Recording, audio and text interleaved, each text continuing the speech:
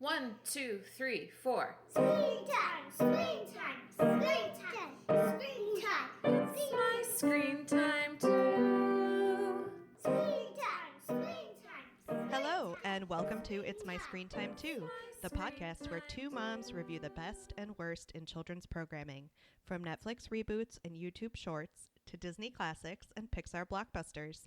We watch, you listen. Find out what you can tolerate watching for family movie night, what to avoid altogether, and what you'll want to watch alone voluntarily. I'm Katie.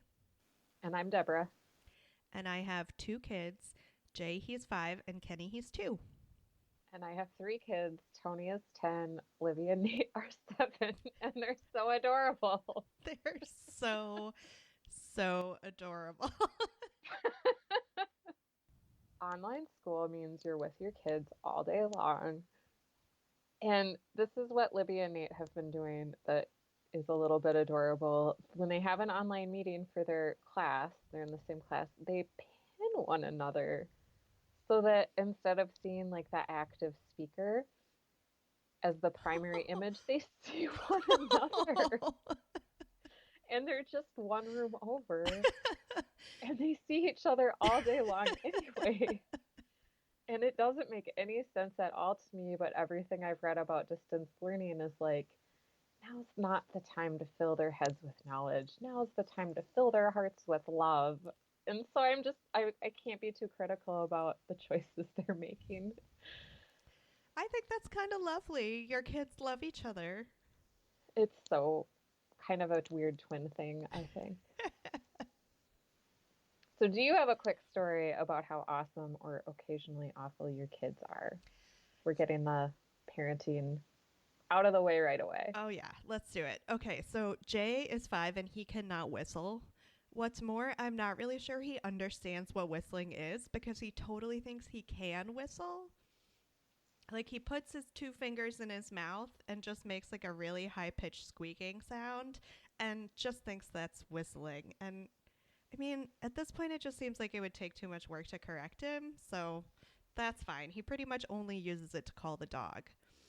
But recently, Kenny has started doing it too. So over the weekend, it was just like the 2 of them high-pitched squeaking with their fingers in their mouths. Oh, that sounds really enjoyable to listen to. Oh, yeah. I've definitely reached like noise deafness.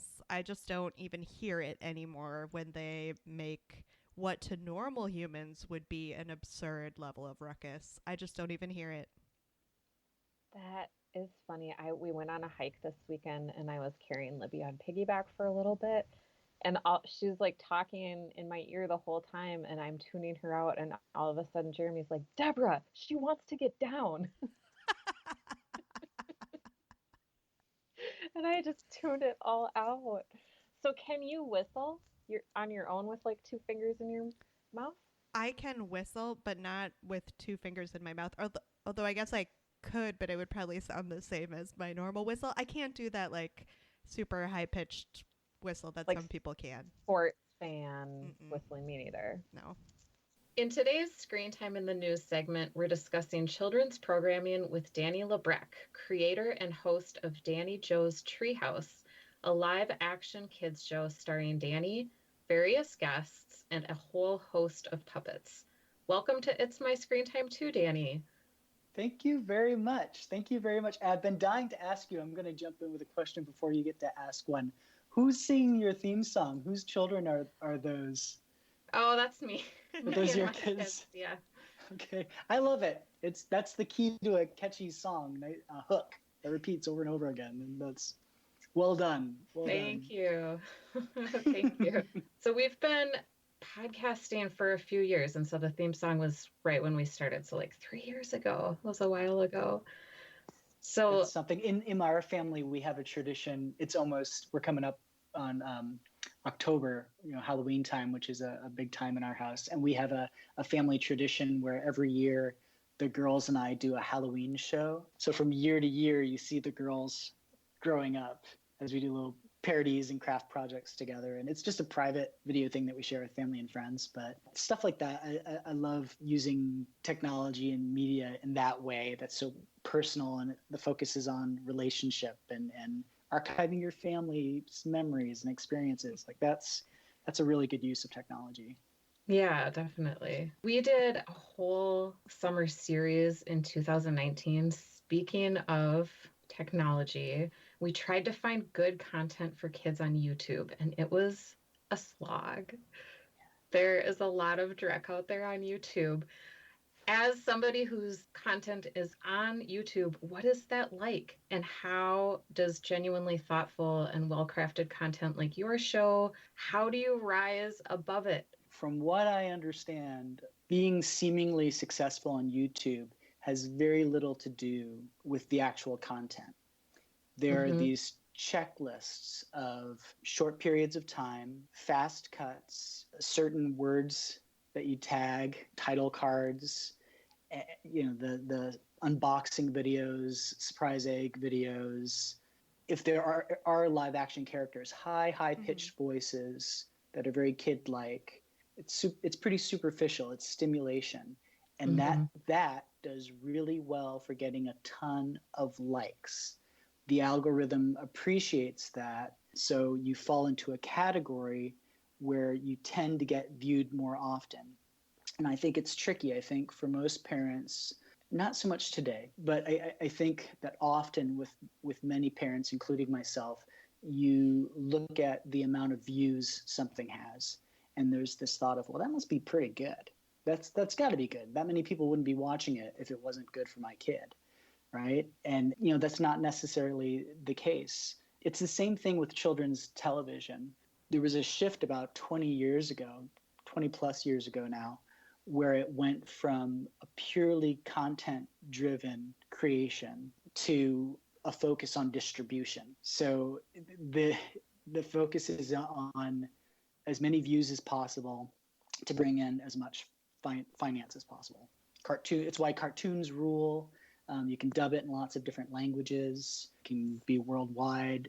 Shorter periods of videos get more views, and you move on to the next video and the next video and the next video. They're packaged together so that YouTube specifically, you can watch a half hour of whatever Blippi or unboxing videos, or not to knock Blippi. We've knocked Blippi. It's okay. You're hitting our greatest hits here. We definitely have discussed Blippi. Well, I don't personally know Stephen John. That's the guy that created Blippi and plays Blippi. So I have no idea what he's like, but I know that his background was a marketing background, and he did a lot of research in this area so that he would have a successful program. And I think originally it was something he was doing for his nephew. There's lots of good intentions there, but to kind of circle that, I'm a chatterbox, and I take a long way to get to an answer. But that's okay. But you're coming at it from like a legitimate child development background, right? Yes. Yeah, that is my field. If you're coming at children's education and entertainment from that perspective, you want to go slower, and you want attention spans to be challenged a little bit. You want more sincere human engagement and honest, open-ended questioning where you're not conditioned to answer the correct way. There's room to grow, and that doesn't get as many likes on YouTube. I have a very small audience on YouTube, but I know every single one of my viewers. Like we've established some form of interaction so that their feedback influences what our show is about, what our content is about. So it's very reflective to this moment and personal experiences that can be pretty complex beyond shapes and colors and good academic stuff, but we get more into the social emotional side of things. Sure. I love that the idea is you're just going to make good content, and that's kind of irrespective of the platform that you've chosen. Well, it's kind of the platform that was available for a long time. Like I started developing Danny Joe's Treehouse close to 20 years ago, like in the classrooms, really experimenting with what the language would be, and looking back at who I consider to be my predecessors, the live action hosts of the early 50s, even going back to the late 40s. So I've been approaching it for a long time, and I was pitching it to traditional TV networks for a long time and getting just a ton of rejections. Everyone would say, "Oh, we get what you're doing, and it is very important, and we agree with you, but it's not going to sell." In a nutshell, you can't put that on a lunchbox. And that was very frustrating, not just for my own mission and goals, but thinking about, as a parent and as an educator, thinking about what children and parents and caregivers really deserve from their media. And it was really, really frustrating to keep getting that type of feedback that had nothing to do what my actual content was about. So I was really, really bummed out with all of that. And then one day I realized that I had a supercomputer in my pocket that was essentially a television studio.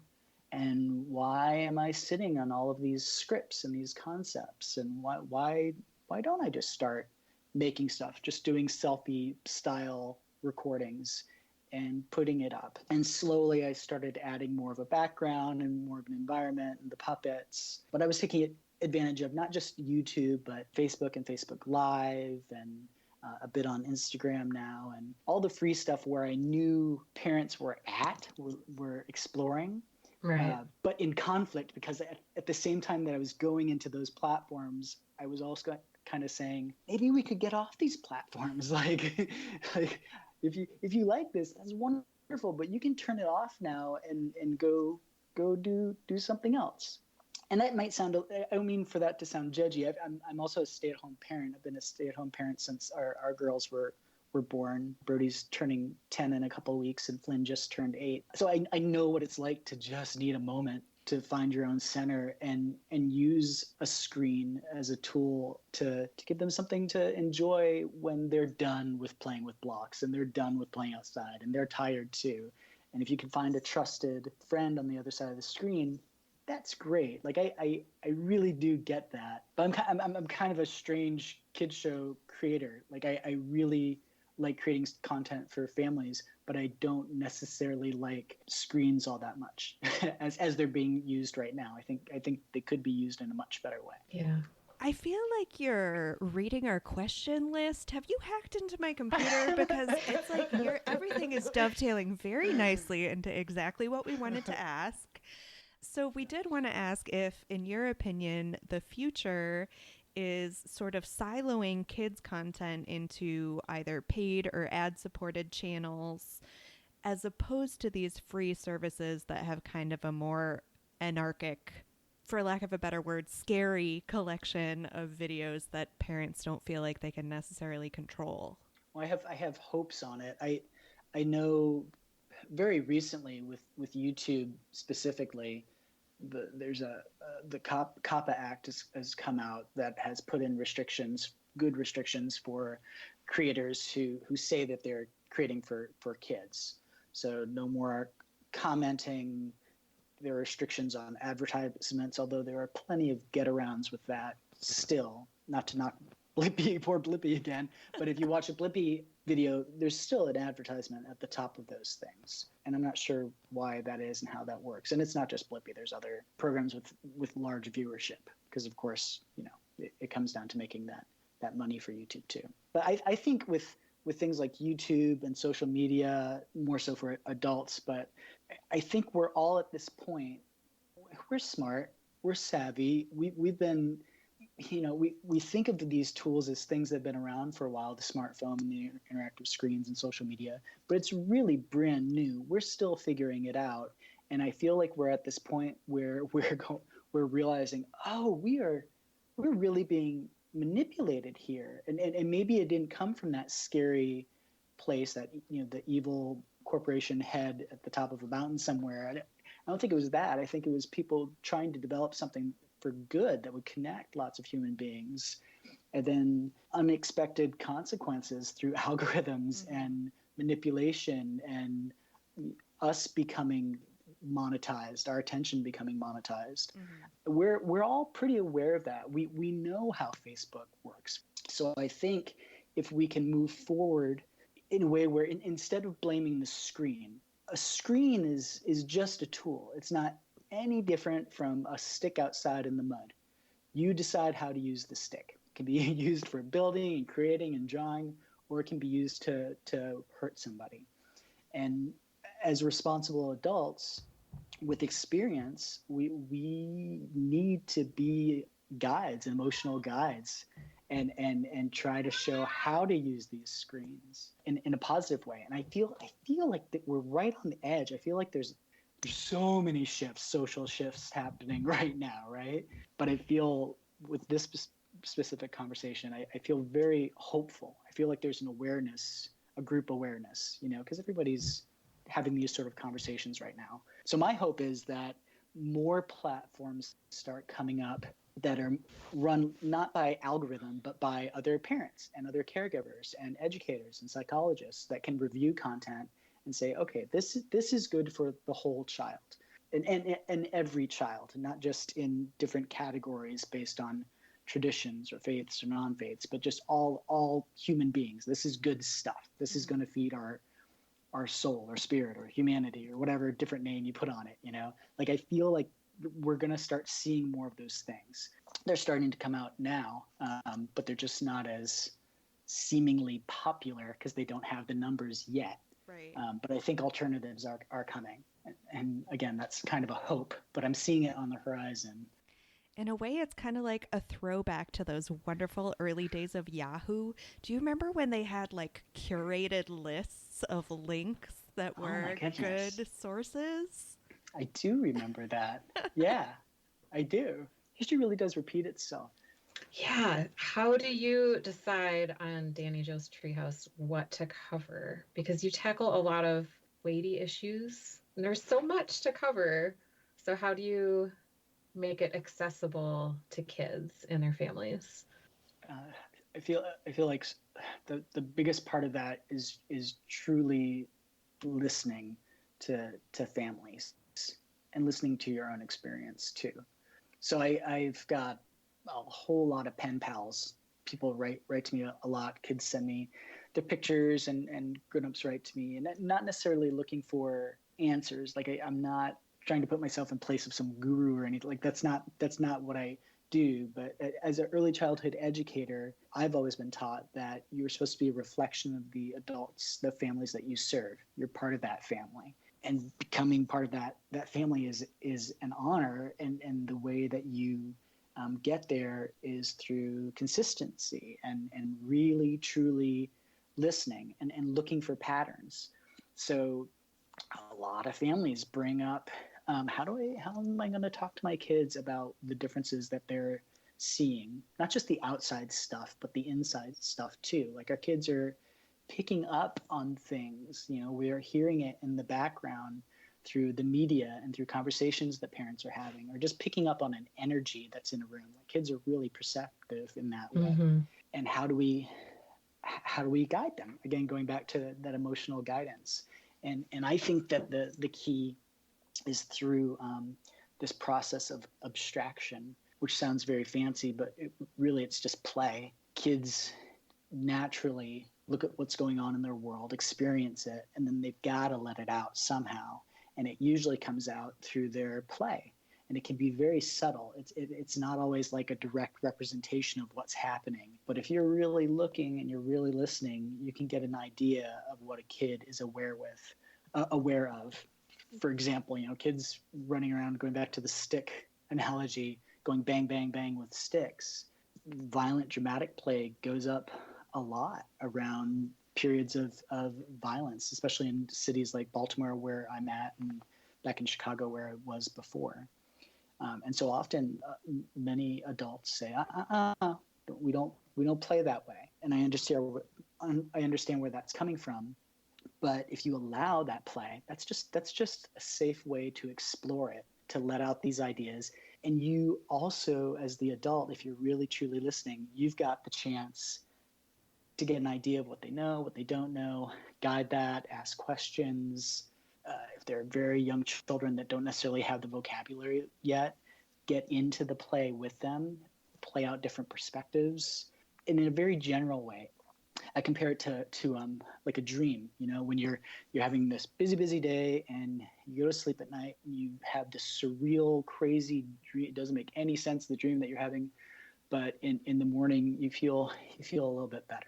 It's your subconscious working through it, not necessarily coming to any conclusions or answers, but it's just working through it. And a young child at play it's like watching a dreamer. It's like a lucid dream. You get to see your child's dream in a waking state. Like that's a gift. So you watch that. I watch that type of play, and I hear those types of stories, and I interpret them, and then I put them into dramatic play. I very much use a Mr. Rogers approach of starting off in reality, going into make believe or dramatic play, and then coming back out and analyzing it a little bit, but never saying this is what the takeaway should be. Just affirmation at the end, and it's okay to work through those things, because we avoid stuff like that so often. We stick to the shapes and the colors and the numbers, and childhood is beautiful and easy and carefree, but it's not all the time. And for many, many, many children in our country and around the world, it's way harder than anything that privileged adults like myself experience. And it's really important to acknowledge that and represent it. Representation is really key. Mm-hmm. Sorry, that's another long-winded answer, but that's that's perfect. You ended on one of Deborah's favorite buzzwords. Which one? I feel like you used a bunch of them there. Representation.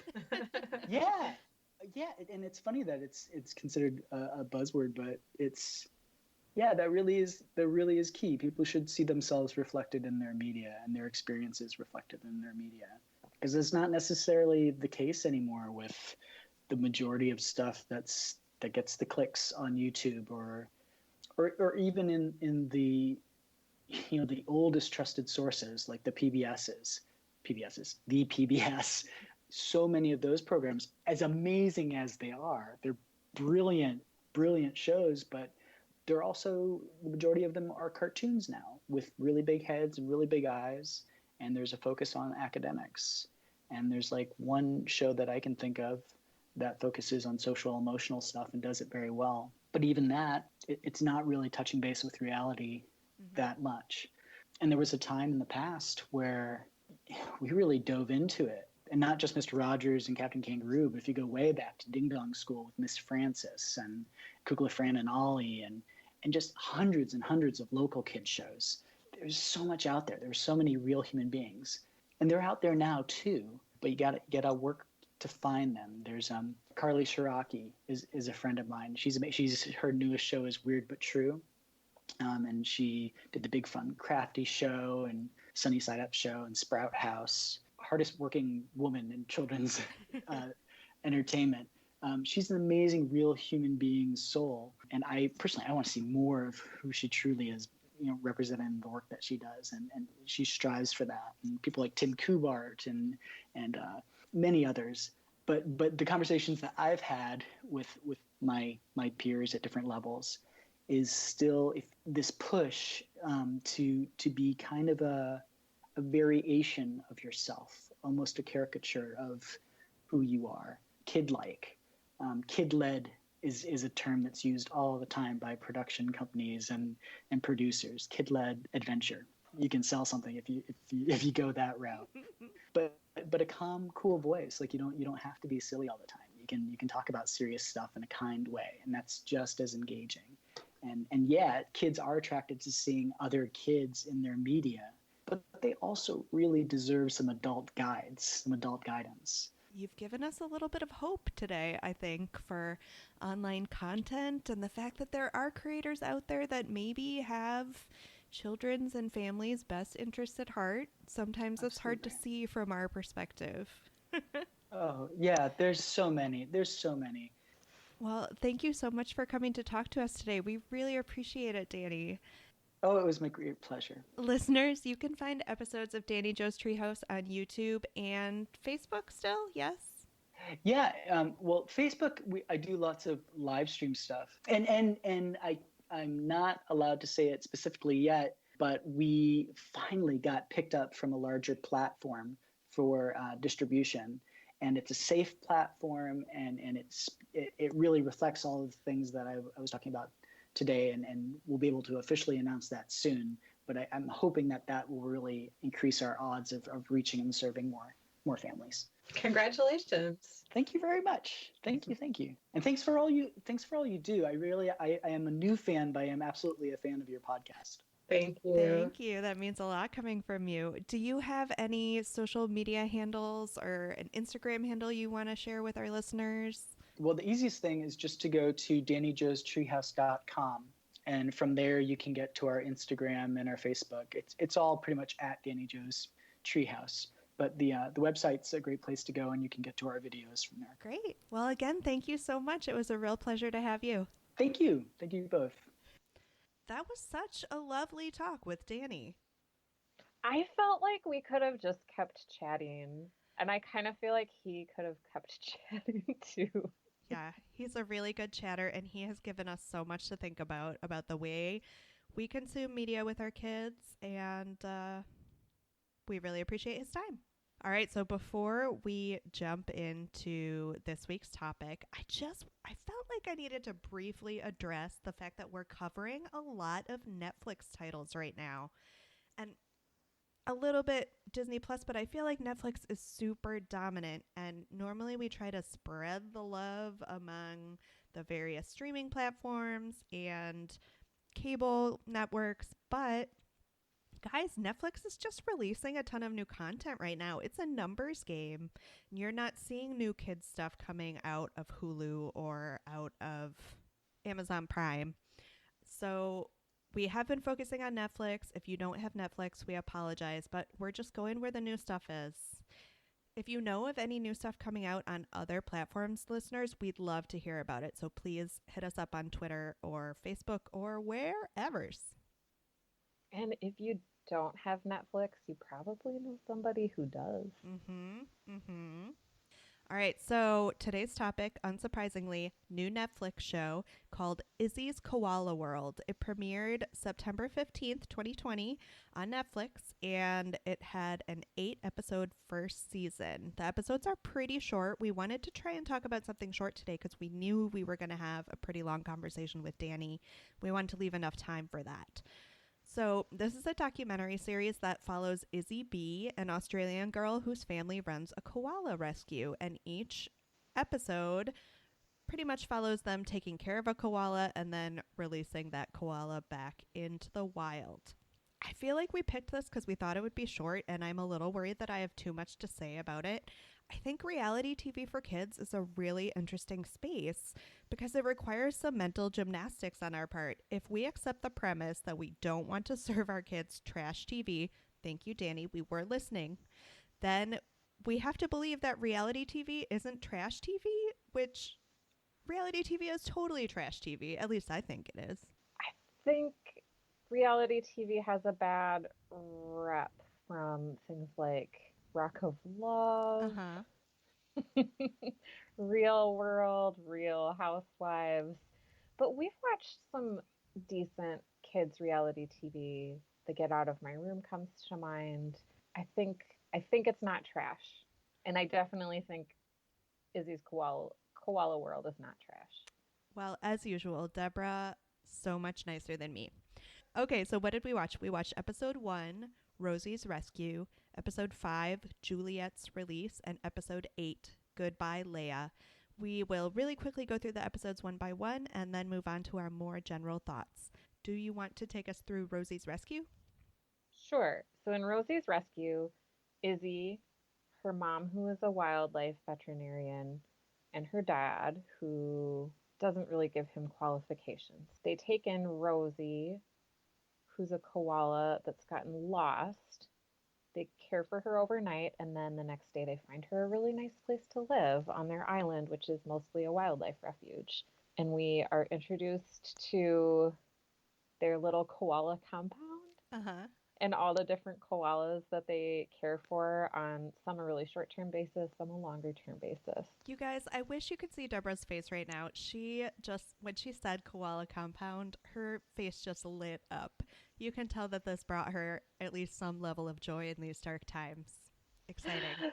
Yeah, this felt for me very like aspirational TV. Like I want to move to Australia and care for abandoned koalas. They are so cuddly. Like Izzy goes in, we're just talking about this episode and sort of general thoughts about the show, but she goes in to her favorite koala, Princess Leia, and Leia just hugs her for like a really long time and doesn't want to let go. It's true. They do seem super duper cuddly. So it's like the best of having like a baby and a pet. Like you can cuddle with it, but then you can also like leave it in a cage and walk away. Because really, it wants to sleep for like 20 hours a day. What was the insane number of hours a koala sleeps? I wasn't listening. All right, Juliet's release followed a similar trajectory to Rosie's rescue, except Juliet is a koala that they'd had for a bit longer. She had some ants give her an infection in her eyes, so they had to keep her until her eyes were well enough. I thought the standout of this episode was that Izzy's mom let Izzy, under her supervision, but do pretty much the entire veterinary examination before they released Juliet, which I thought was really cute and possibly questionable from a medical standpoint, but cute from a television standpoint.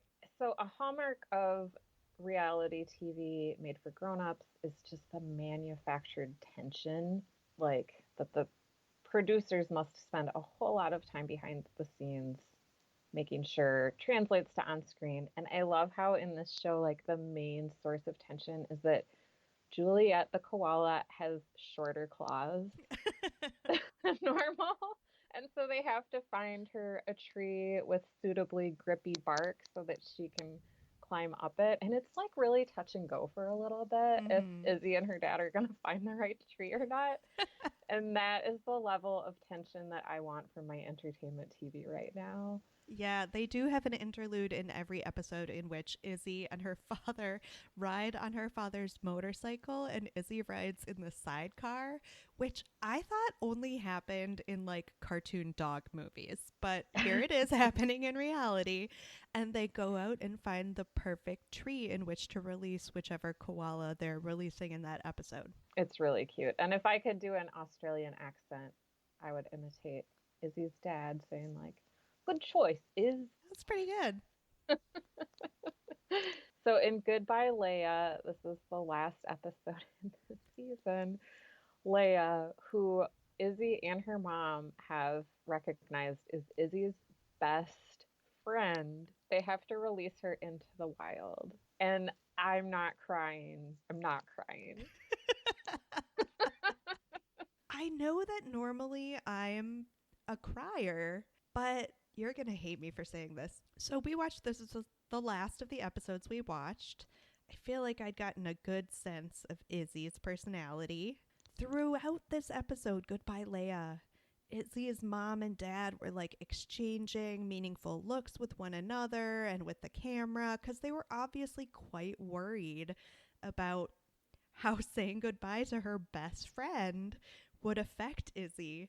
And I felt like even the producers expected Izzy to have some emotional reaction, but she pretty much maintained the exact same demeanor and vocal cadence as she had throughout the other episodes we watched. So my question for you is there a possibility that Izzy is a sociopath?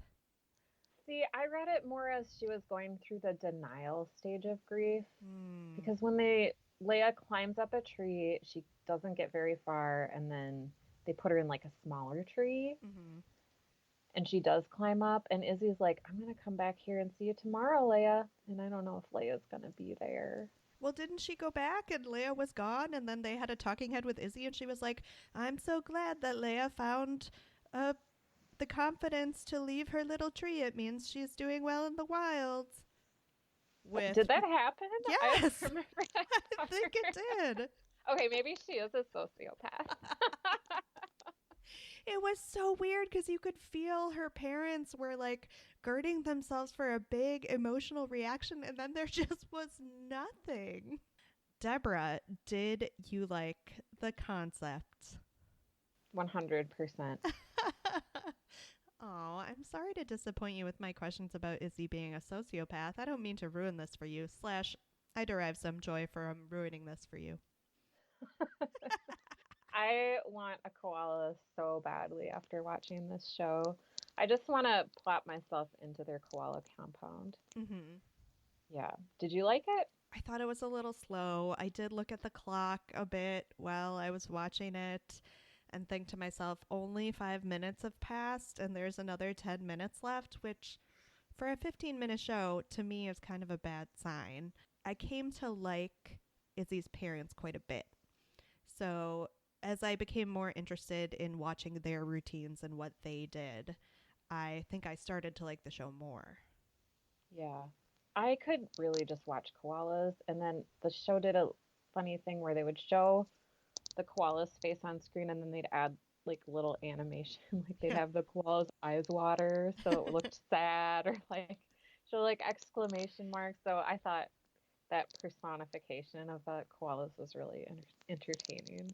Yeah, because koalas, unlike puppies, don't really look all that different from one another. So they also, when they rescue a koala, Izzy gets to name it based on its characteristics. And like everything she said, you're like, sure, I guess that koala has big ears, but it All is a koala.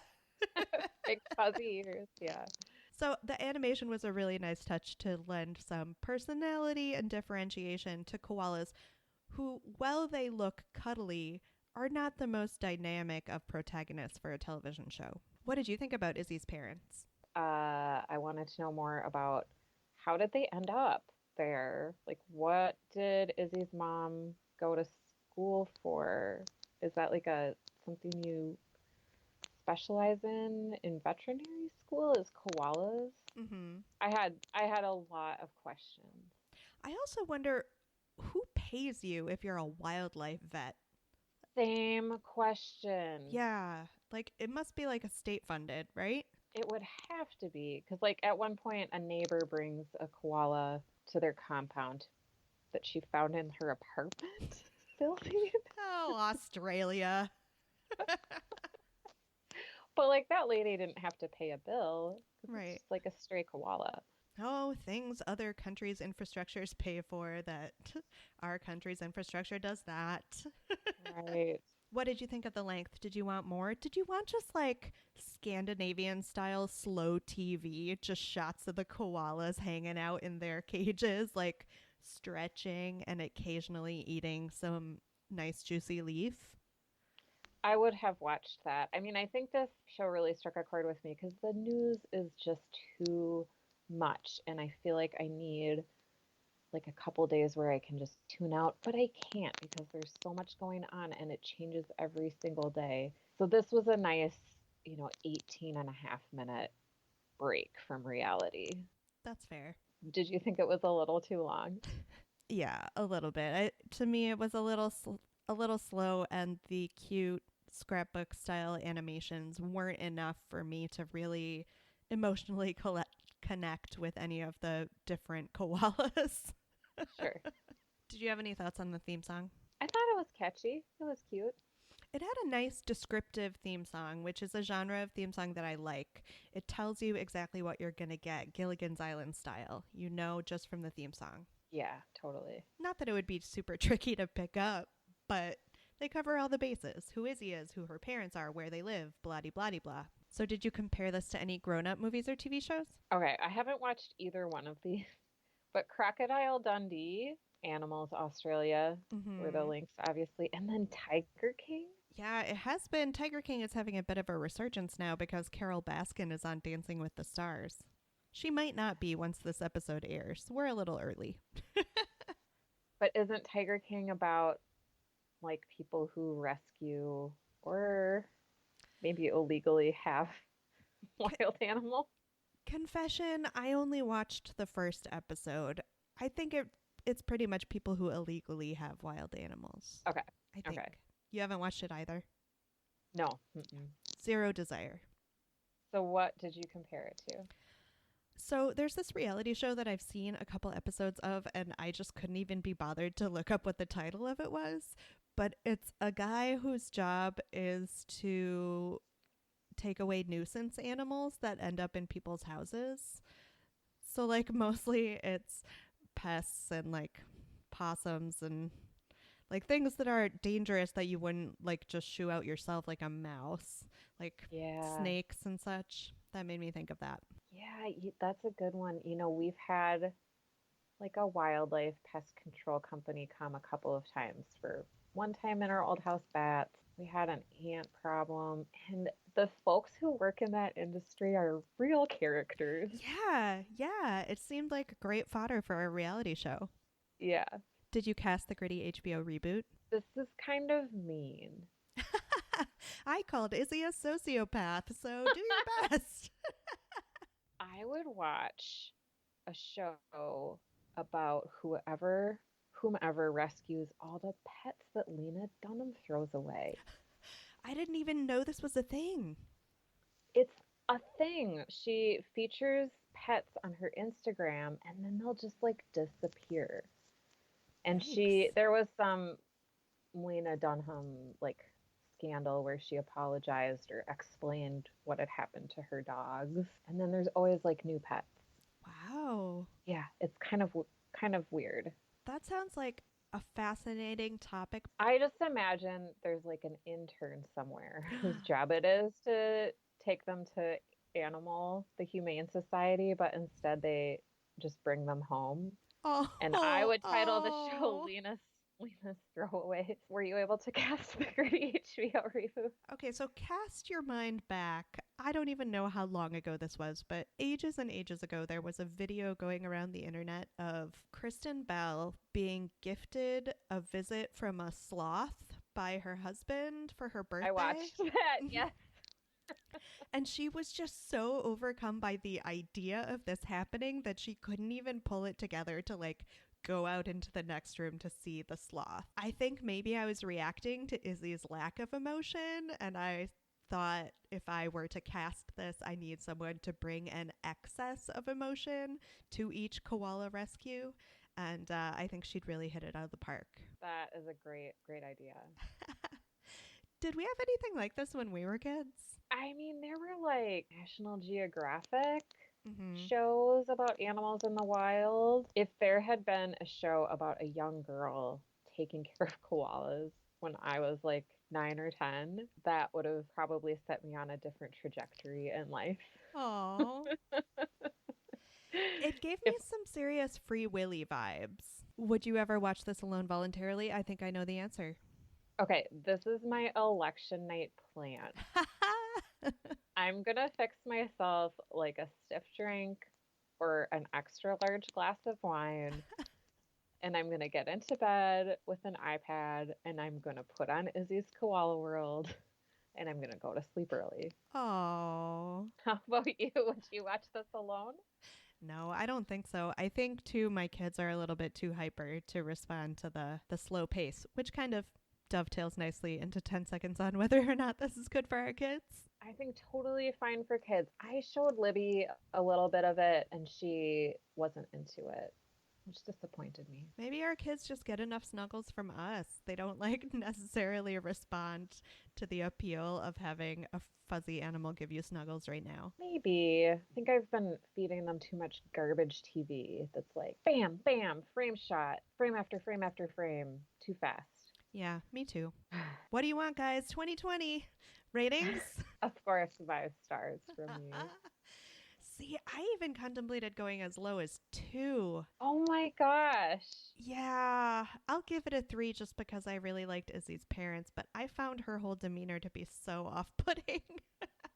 There you go, folks. Once again, Deborah's so much nicer than I am. Thanks for listening to this episode of It's My Screen Time Too. Thank you again to Danny LaBrecque for chatting with us. It was so good to hear about Danny Joe's Treehouse.